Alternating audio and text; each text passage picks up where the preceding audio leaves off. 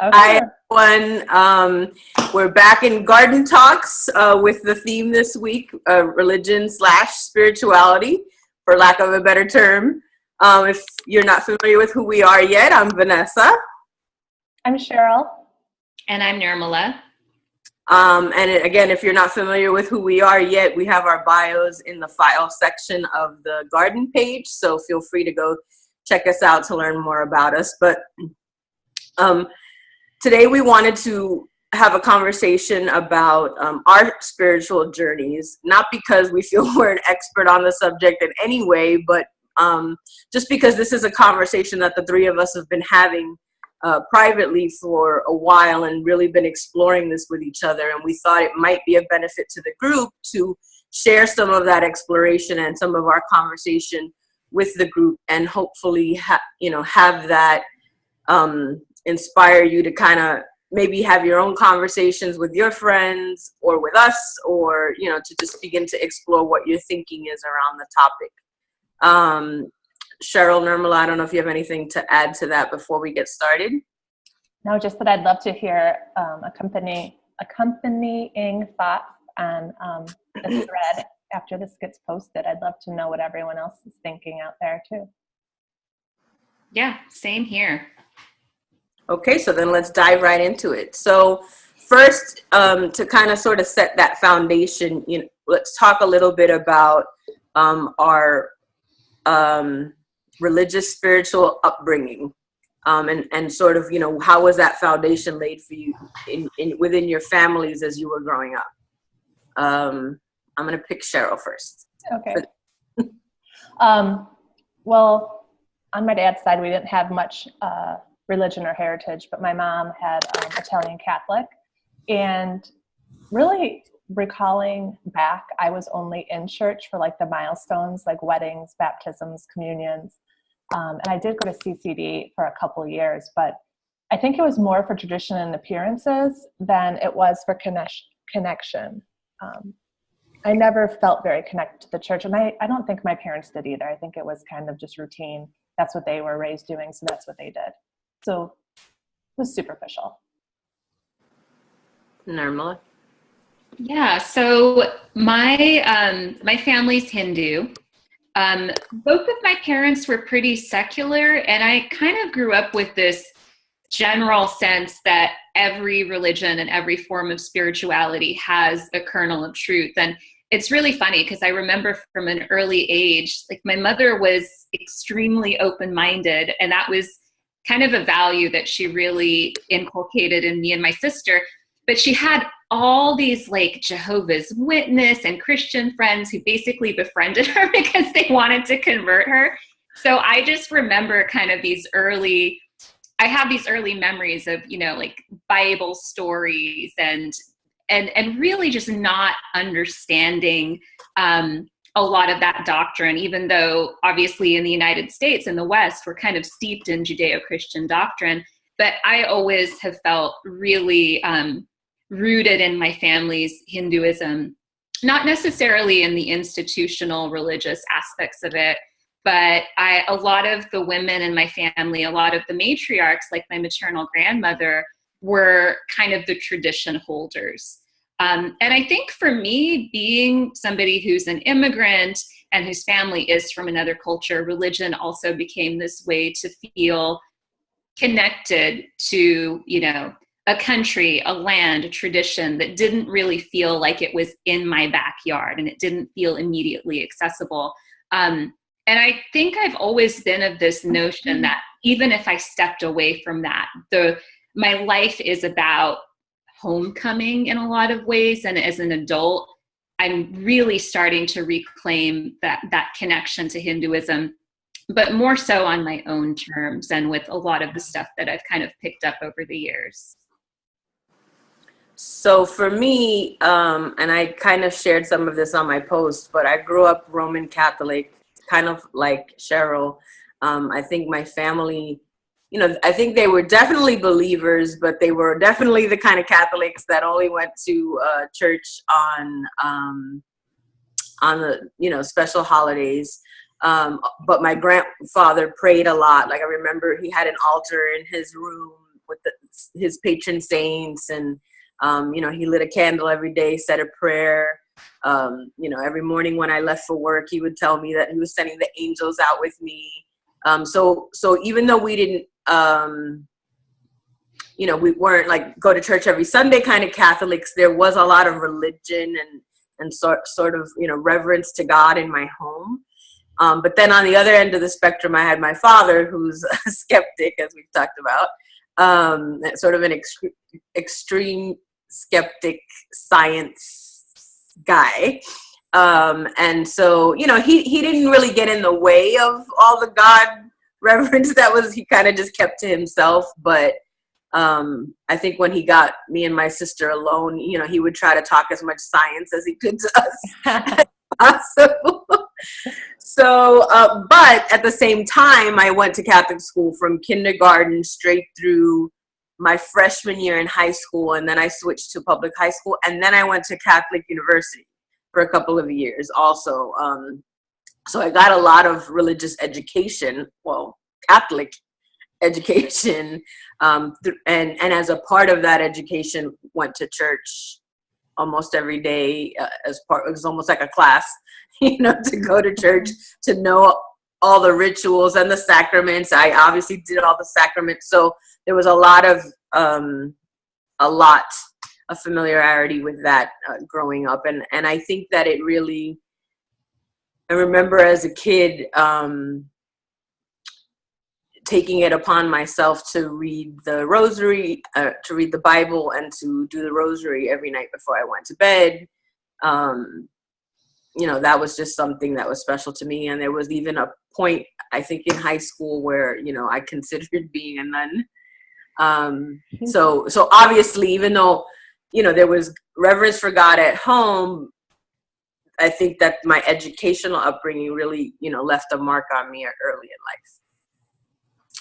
So let's talk a little bit about once we started sort of flying the coop of our nuclear family and forming our own sort of, thoughts and opinions on the matter. What would you say your trajectory was from that point, once you started sort of thinking for yourself in that sense? Let's start with Nirmala this time. Yeah, so I wouldn't say that I strayed all that far from just what some of my early upbringing was. And I think especially because my parents in particular, they have their issues, but they're not dogmatic people. And they always really encouraged my sister and me to, conduct our own investigations into the nature of existence and all that stuff. And that fascinated me from an early age, obviously, thinking about all of the big cosmic questions.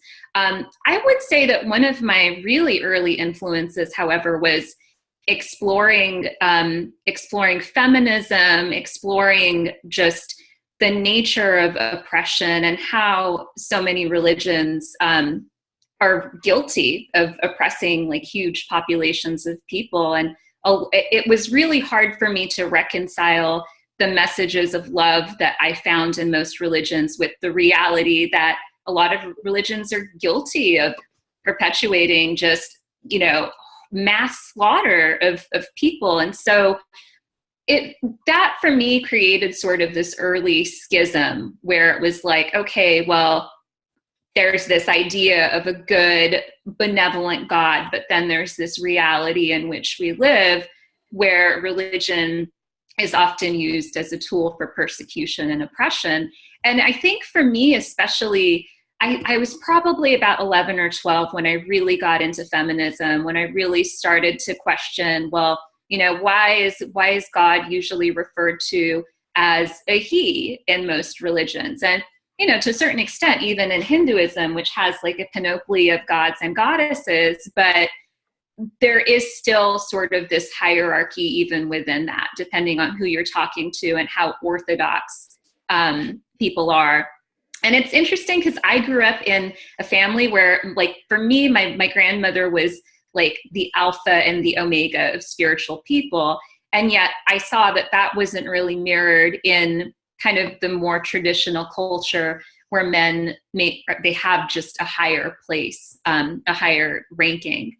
So I think in exploring a lot of that, I really became very curious about just anthropology and paganism and other religions that weren't necessarily in the mainstream, and how do we sort of reconcile, our image of the divine and what the divine is with internalized oppression and externalized oppression. And that's actually a huge aspect of my spiritual work now, and really recognizing that those things are interconnected. And it's hard to kind of like sum up my path in one like neat trajectory, but like I said before, I think a lot of it is about homecoming. A lot of it is about coming back and reclaiming the things that maybe I had rejected on some level, and coming in with just like my own particular viewpoints and practices. And I think it's really, really important that people do that, because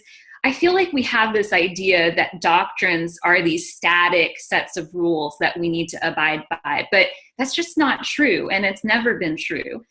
With any religion, with any spiritual practice, it's like, yes, tradition is important to an extent, but we also have to make room for the ways in which our understanding is evolving. I mean, just the way that we look at things like the rights of women and the rights of minorities, and fit that into these systems that for many, many centuries were extremely dogmatic and closed off to lots of people. Like, our understanding of religion and spirituality has to evolve with that. And we have to bring in our personal experiences so that we can create change in those larger institutions.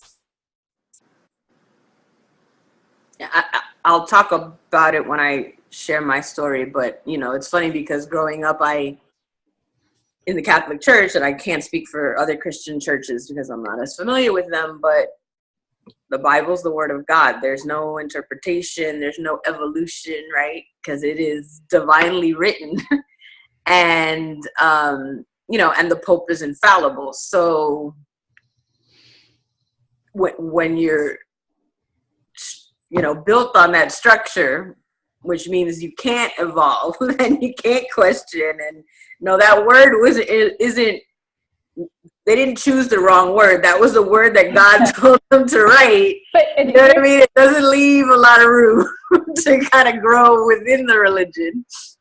And here's the paradox. Although ironically, the Catholic Church has evolved in some ways slowly, but they have made changes so that it's just like, I guess God changed his mind.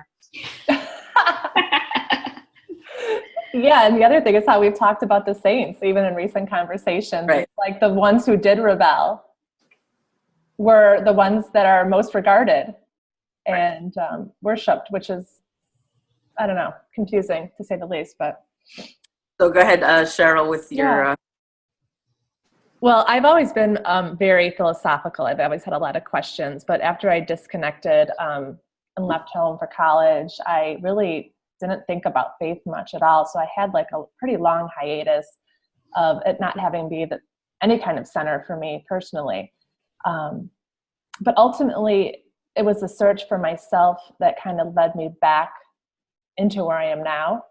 And oddly, well, not so oddly, I suppose, but it started with me exploring childbirth options when I was pregnant about 10 years ago.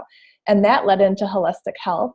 And that was actually my awakening, kind of realizing that on the shelf, Western medical models and current industry were leading me astray somehow.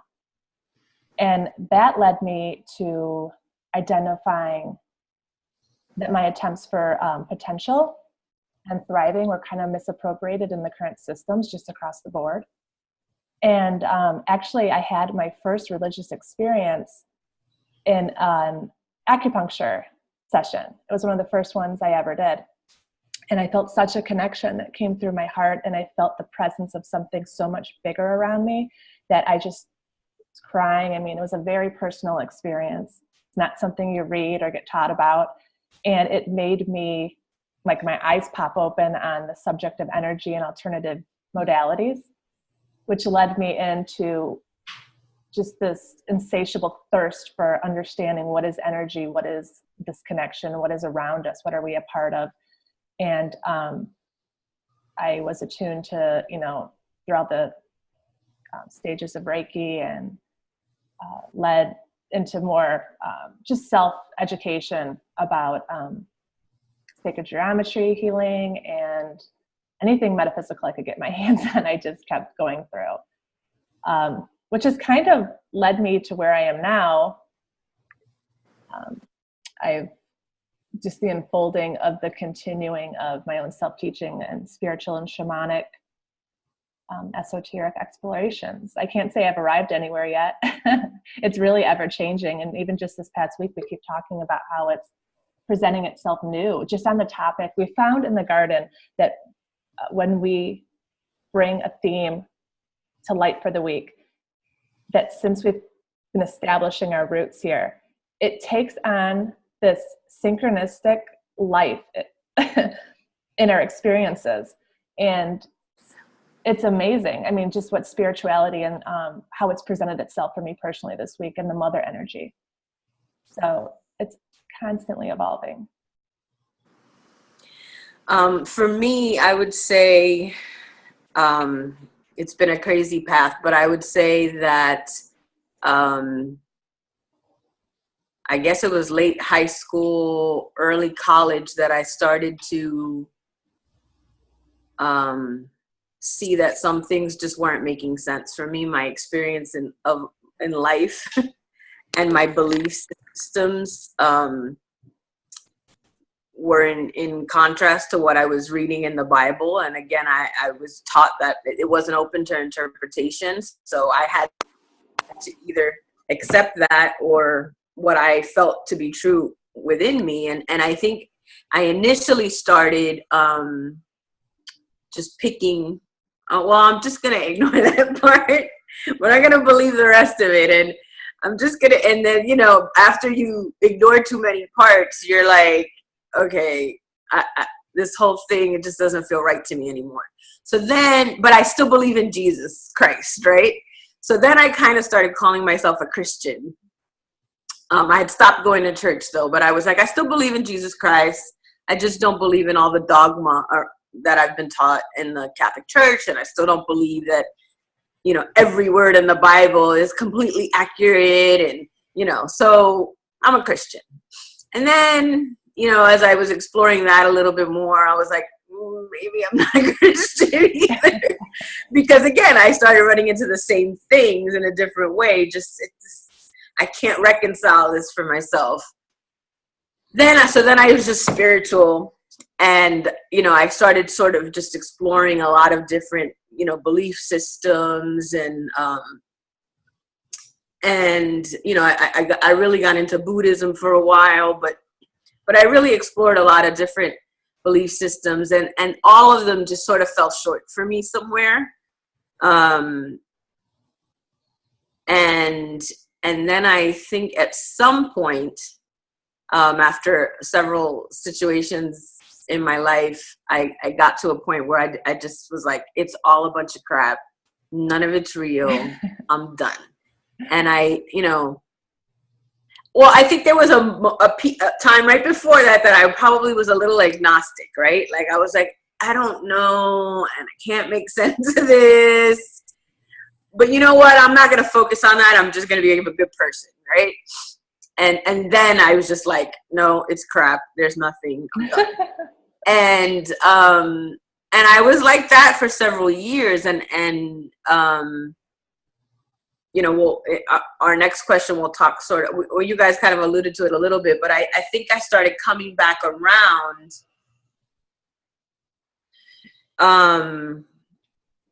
after I had my daughter. And it wasn't about religion at all. It was just, I had my daughter. I was a hot mess, like all kinds of crazy things going on in my life. And I was just like, you know, I can't parent like this. I don't want to hand off to her my dysfunctions, right? For lack of a better word. And so I need to kind of clean house a little bit with myself in order to be able to, you know, be a guide for her through her life. So that started just sort of, okay, how do I improve myself? It wasn't about religion or spirituality at all. But in doing that work, you know, I think I came upon the whole new agey thing, but that didn't ring true for me either. But there was a piece of it, the whole piece about energy, right? Law of attraction and all of that. And I was like, well, I feel some of that, but the rest of it sounds like crap. And so, but anyway, I got down to the very basics of Einstein, who I've always been a fan of, and the whole, you know, the idea, well, I mean, he has that quote I think I shared on one of the comments of, you know, that energy can't be destroyed, that it just changes into something else. And I was like, I can get behind that, you know, science, you know, energy. So let me just be about having good energy. Mm-hmm. Right. And that's really where it started for me. And, you know, and so that, but I kept pulling at that string and things just started evolving from there until you know, I feel like I've almost done a U-turn and come back to Catholicism, and I still have a ton of issues with it. But, you know, I think I've mentioned to you guys before, I feel like in a sense I threw the baby out with the bathwater, because I think that there's some aspects of Catholicism that I'm really finding that I connect to now, like the rituals, Mary, which we've talked about a lot, you know, and the significance of Mary in the Catholic Church. Mm-hmm. And then just, you know, the idea of the saints as, you know, maybe I don't believe in saints the way the Catholics have necessarily talked about them, but maybe as I'm finding it interesting to delve deeper into the truth of the lives of those saints, because they were not perfect and they defied the church in many ways, even though that was glossed over in my training. So that's sort of where I'm at now. I don't know if you guys went full circle and completely in what you shared. So if you haven't and you want to make the full circle back, I just didn't know where to cut off. Yeah, and actually, without kind of coming all the way back. And actually, since I initiated the meeting, I probably did it wrong because I just got a 10-minute alert, so it's not an open-ended thing. Oh, okay. Just FYI. So in that spirit, and the coming around for full circle, yeah, I think I could just add that it's interesting that my Catholic upbringing feels like it's back on the table. The parts that I did connect with are coming back forward for me too. And it's all mixed together. And I think as I was writing in response to Monday's video that Nirmala shared about the marriage between science and God, that's really been on the table for me this week too. And I did realize that I think that God is expressing himself through science and mathematics, and what we know and what can be proven is eventually probably going to lead us to an understanding of God. So I don't know, it's like pulling all these things from all of the topics and thoughts and resonances that I've been introduced to. Yeah, I wanted to say something. I totally lost my train of thought. So that was very helpful for me when you said that, because that totally resonates for me, you know. Yeah, I know what I was going to say. I believe in science and mathematics. That can be There's no question. And I would love to find a community. I've tried many, many times to find a church, non-denominational, a Christian. I've tried different ones in my areas, and I don't know. I feel like as an empath in the past, I'm getting a better handle on this, that I can take on truth really easily if I open myself up too much. And so part of this discernment and boundaries that I'm learning to establish really is about being very careful about what you take in and finding your own truth in it. And I think this is kind of an independent path for me at this point due to that.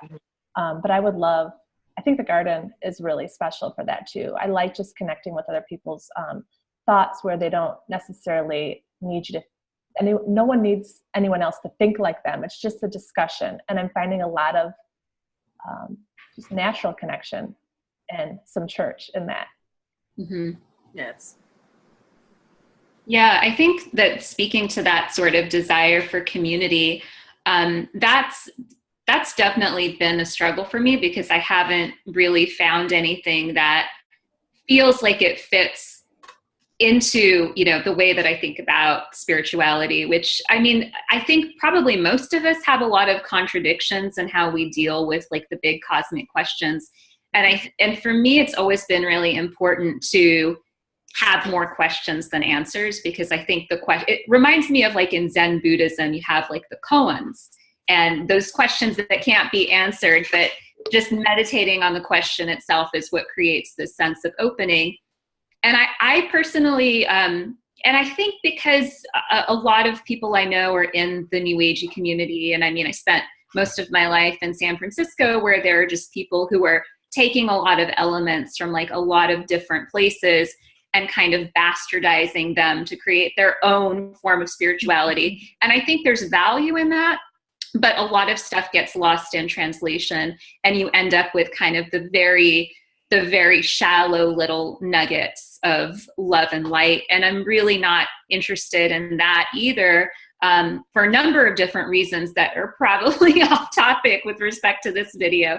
But I'd love to be able to connect with a community where people are going really, really deep and asking the difficult questions, but not necessarily feeling like they need to be the experts or have the answers. Because just as I found, even in the discussions that three of us have had, there's been like just so much magic that has come out of just the exploration itself. And for me, I think when it comes down to it, I think what people really want is to feel a sense of connection to whatever you want to call it, the divine, whatever that is. And it's that connection that's fundamental. And all of the other stuff is just details, you know, and those details are important to a certain extent, but sometimes they can keep us from really getting that sense of direct connection that I think we're all looking for, that I think the religious impulse is essentially about.